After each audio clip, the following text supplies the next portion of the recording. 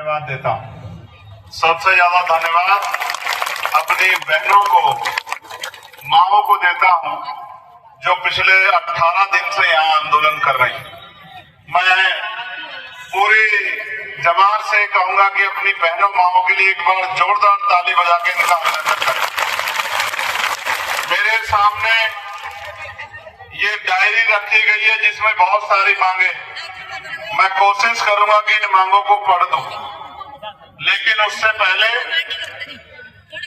परवनी के विषय में मुझे बताया गया था और मैंने पार्लियामेंट में भी इस विषय को उठाने का काम किया, मीडिया के जरिए भी मैंने इस विषय को उठाने का काम किया।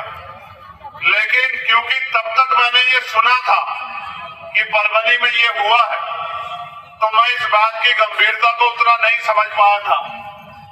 अब मैंने इसको यहाँ आके देखा अपनी आंखों से, मैंने यहाँ के दर्द को महसूस किया, मैंने यहाँ के लोगों के आंसू देखे, मैंने अपने भाइयों पे चली हुई लाठियों को देखा है, उनके बदन पे, उनकी पीठ पे पड़ी पड़ी एक एक लाठी के निशान को देखा है, मैंने अपनी बहनों के बदन पे पड़े एक एक जूते के निशान को देखा है।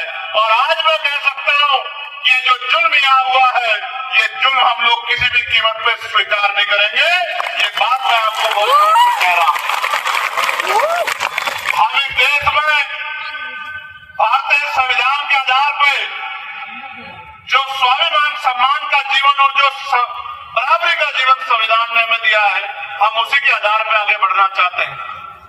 हम एजुकेशन को अपना हथियार मानते हैं कि हमें पढ़ लिख के मुख्य धारा में जाना है, हमें देश की सेवा करनी, इस देश के एडमिनिस्ट्रेशन का, पुलिस का, अन्य डिपार्टमेंट का हिस्सा बनना, और हमें संविधान के आधार पे, संविधान के मूल्यों के आधार पे देश को आगे बढ़ाना, और इसकी कीमत चुकानी पड़ रही है।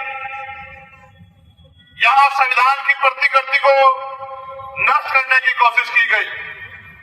ये ऐसा नहीं था जो बताया जा रहा है कि कोई मानसिक रूप से विकलांग व्यक्ति आके कर देता, ऐसा नहीं था। आप दिल्ली में बैठ के सुनोगे तो आपको लगेगा कि ऐसा ही हुआ था, लेकिन अगर आप यहाँ आके देखोगे तो आपको पता रहेगा कि वो यहाँ वहां से यहाँ ऐसे नहीं आया। एक आंदोलन में, एक मोर्चे में उसको लाया गया था। ये सोची समझी साजिश है, और इस साजिश के पीछे बहुत सारे लोग हैं। क्योंकि महाराष्ट्र के चुनाव पे सवाल खड़ा हो रहा था, महाराष्ट्र में ईवीएम पे सवाल खड़ा हो रहा था, महाराष्ट्र के चुनाव में जो फैसला आया उस पर सवाल खड़ा हो रहा था। और मैं मानता हूं जब जब भी सवाल खड़ा होता है, उस सवाल से ध्यान बटाने के लिए कुछ ना कुछ किया जाता है। मुझे हमारे साथी द्वारा बताया गया कि यहाँ पहले भी 19वीं सदी में भी एक घटना हुई, और फिर 2000 के आसपास भी मुस्लिम भाइयों के साथ एक घटना हुई।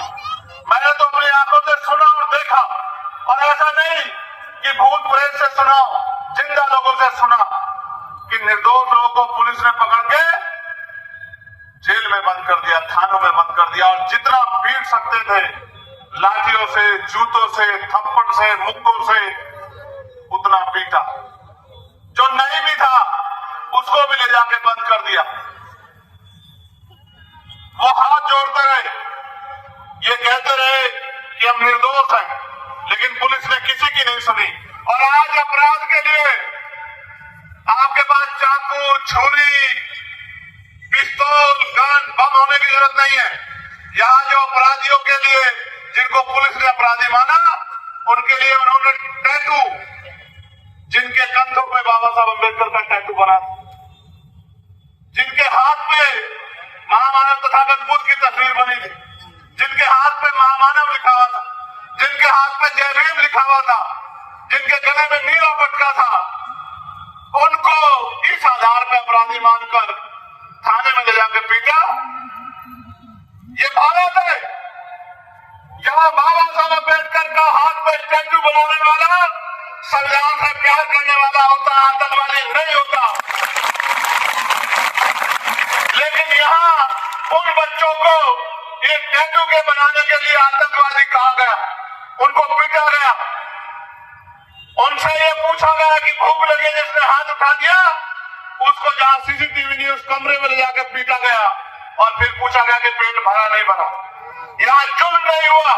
यहाँ जुल्म से बढ़कर हमें तोड़ने के लिए, हमें रोकने के लिए, हमारी हिम्मत को कमजोर करने के लिए सारे षड्यंत्र किए गए। और ये करने वाले, जैसा मैंने कहा कि पहले अपराधियों पे पिस्टल मिलती थी, बंदूक मिलती थी, अवैध हथियार मिलते थे, चाकू मिलते थे, और आज जिनको अपराधी बनाया जा रहा है उनके गले में नीला पटका होने की बात यहाँ परभनी में कही गई है। इस बात को, इस विचार को, इस सोच को समझिए, ये सोच कितनी खतरनाक है। अगर नीला पटका पहनने वाला, बाबा साहब का स्टैचू बनाने वाला, पूरी दुनिया को अहिंसा का रास्ता, प्रेम का रास्ता, बुद्ध के रूप में दिखाने वाले का अगर स्टैचू बनाना अपराध है, तो यहाँ बैठे ये लाखों लोग अपराधी है, क्योंकि इनके दिल में बाबा साहब अम्बेडकर है, इनके दिमाग में बाबा साहब अम्बेडकर है, इनकी जबान में बुद्ध है और इनके खून में संविधान। समाज में मेरी माओ बहनों, बुजुर्गों और नौजवान साथियों, बाबा साहब ने कहा था कि मुझे मेरे जाने के बाद मरा हुआ मत समझना, जब तक संविधान जिंदा है मैं जिंदा हूं। इसलिए हम लोग संविधान से प्यार करते हैं, हम संविधान में बाबा साहब को देखते हैं और हम ये मानते हैं कि जब तक संविधान है इस देश के हर धर्म जाति के व्यक्ति को आगे बढ़ने का अवसर मिलेगा, सम्मान का जीवन मिलेगा। लेकिन परभनी में ये नहीं हो रहा है। परभनी में हमारी हिम्मत को तोड़ा जा रहा है, परभनी में हमें चैलेंज किया जा रहा है। और मैं परभनी की धरती से महाराष्ट्र और पूरे देश के लोगों को कहना चाहता हूं कि आज परभनी पूरे देश की तरफ देख रहा है कि हमारी आवाज उठाने वाला कौन है, हमारे दुख में खड़े होने वाला कौन है, हमारे आंसू पूछने वाला कौन है, हमारी आवाज को मजबूत करने वाला कौन है। मुझे शर्म आती है आगे विपक्ष के नेताओं पे। अभी असेंबली का सेशन चला, उन्होंने चुनाव के समय बाबा साहब की बात करके वोट तो मांगने का काम किया, लेकिन इतने जुल्म पे असेंबली में सरकार का गिरबान पकड़ के सवाल पूछने का काम नहीं किया। अगर एक भी नीले पटके वाला, अगर एक भी डॉक्टर अम्बेडकर को मानने वाला सच्चा सिपाही वहां होता तो मुख्यमंत्री से आंख मिला के पूछता कि हमारे लोगों पर जुल्म हुआ।